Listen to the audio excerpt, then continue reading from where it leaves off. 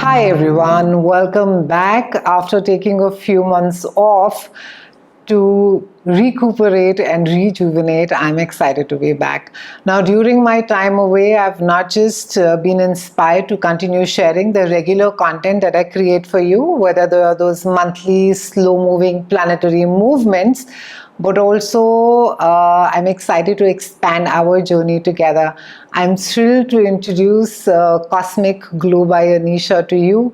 This is all about inner beauty meeting outer glow. It's a new chapter on this very channel. I'm going to be blending astrology with a lot of beauty tips, exploring the connection with the cosmos, sharing some interesting trivia. I'm going to be talking about healing foods, and also I'm going to be diving into astro-guided mindful practices. Thank you so much for your patience and your continued support. I'm looking forward to sharing this expanded journey with you. Do remember to like, subscribe, and hit the notification bell. Do you know that the ancient civilizations like the Egyptians and the Babylonians timed their beauty rituals as per the moon phases, as per the lunar phases?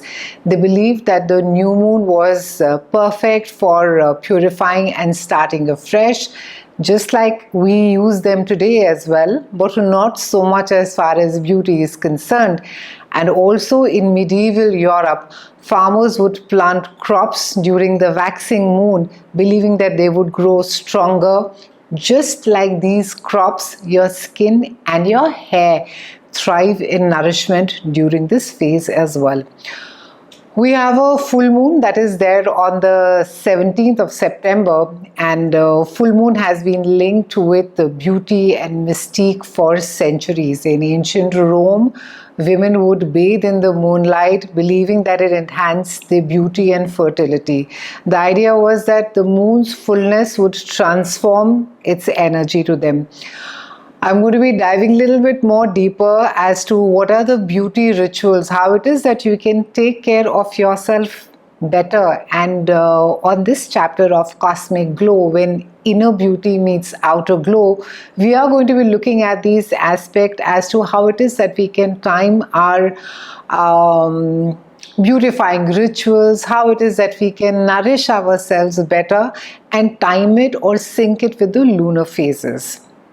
So, new moon, as the name suggests, it's normally a time where you should be starting something new. It's often a wonderful time to be starting a new skin regime. It's a good time to be meeting or even changing dermatologists. The new moon is all about a fresh start. It's about detoxing. It's about deep cleaning. So it's a wonderful time to be going for spas. It's a great time during a new moon that if your skin has been acting up, that you can change your dermatologist during this time. You can maybe try a new a cosmetic procedure as well. You can try a new even any kind of a beauty, whether they're lotions, whether they're exfoliates that you have been thinking of trying.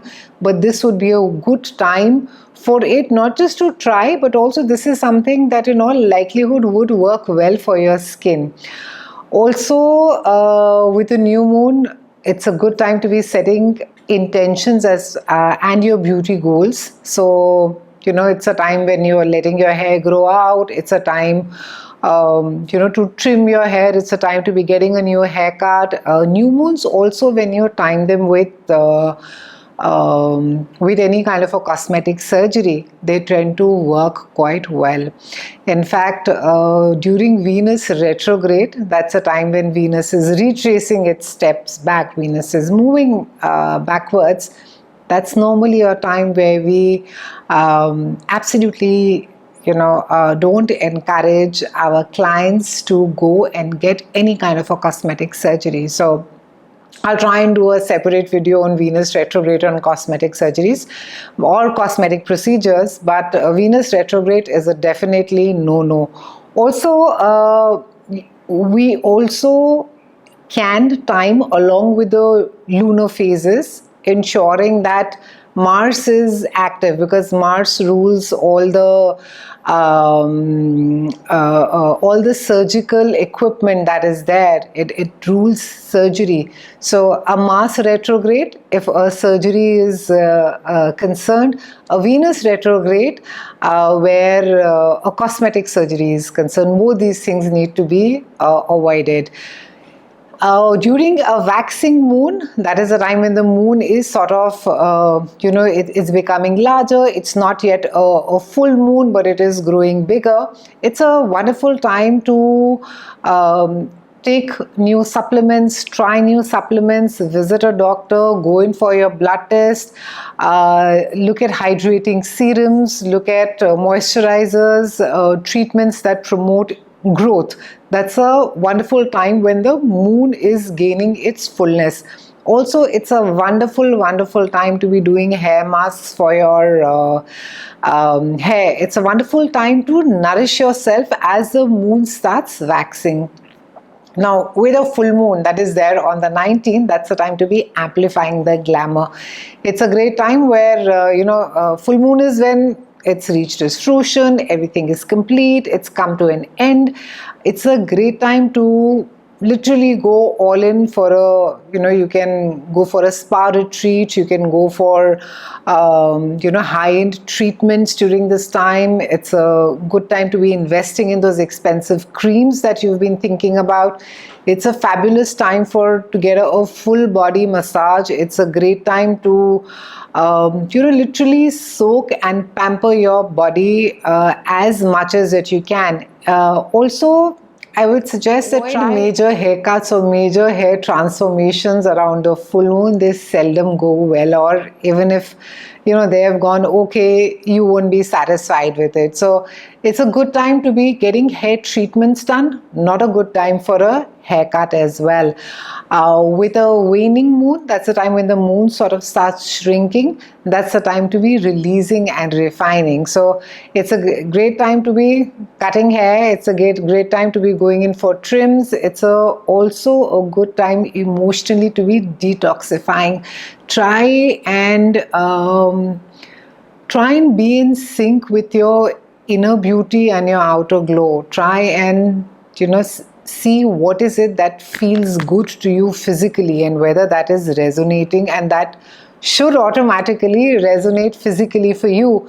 But also try and see what is it that maybe you're a pedicure person, maybe you're someone who gets really de-stressed every time that you get a foot massage done. For some of you, it could be just a head and a shoulder massage, where you'll just feel that, oh God, I just feel I've come back from the dead. So try and see when the moon is waning, when it starts shrinking, what is it that you need to be releasing. It can also be an old held belief in your mind that I don't need any of this nonsense, I'm fine that it is.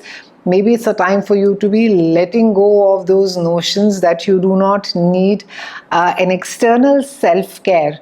Both the internal and the internal, I think just the physical act of pampering yourself will also nurture the inner child or the inner you as well. As a matter of fact, in traditional Chinese medicine, waning moon is looked upon as a time for purification and letting go, and practices like dry brushes and herbal detoxes were used a lot to release the toxins from the body. So timing the moon phases with the beauty regimes work quite effectively, and they work much more quickly than normally the rest of the time that we are trying to do stuff for ourselves. Not to say that they won't work, but it's just that they take a longer time. But if you were to sync it with the lunar phases, then you will find that everything is a little bit more accelerated, and you will,